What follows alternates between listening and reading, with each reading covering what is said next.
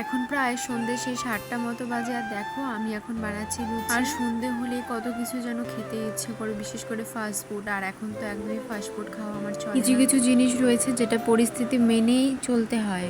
আর আমার না মা আর বোনও গিয়েছিল একটু বাড়িতে, কেউ ছিল না, তাই আমি লুচি করছিলাম, কারণ একটু পরেই আমার বরমশাই আসার কথা। তাই ভাবলাম আগের থেকে যদি আটাটা মাখিয়ে রাখি তাহলে কিছুটা কাজ এগিয়ে থাকবে। আর এদিকে আমার মোটামুটি আটাটা মাখানো কমপ্লিট হয়ে গেছে। আর এর মধ্যে কিন্তু বাবা চলে এসেছে বাড়িতে, আর আমাকে বলছে আমাকে একটু চা বানিয়ে দে। যেই কথা সেই কাজ। আর দেখো এদিকে কিন্তু মা চলে এসেছে। মা কিন্তু একটা কাঁসার থালা নিয়ে এসেছিল আজকে বাজার থেকে। আমাদের ঘরে না অনেকদিন থেকেই পুরনো কাঁসার বাসন ছিল, আর মা বলছিল অনেকদিন থেকে যে একটা কাঁসার থালা নিয়ে আসবে নতুন। তো ওই আর কি ওই সব দিয়ে এই থালাটা হয়েছে। আর দেখো মা ভালো করেই জানে আমি অনেক ফাস্টফুড খেতে ভালোবাসি, তাই দেখো কিছু মানে সেরকম কিছু শুধু আমার জন্য মোমো নিয়ে এসেছিল।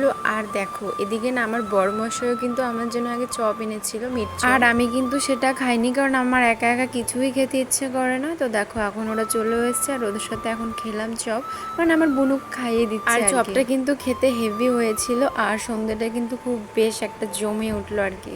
আর আমার মতন তোমাদের কার কার ঠিক সন্ধে হলেই ফাস্টফুড খেতে মন চায়, সবাই একটু কমেন্টে জানাও। আমার তো বেশ লাগে খেতে। তো চলো আজকের জন্য টাটা বাই।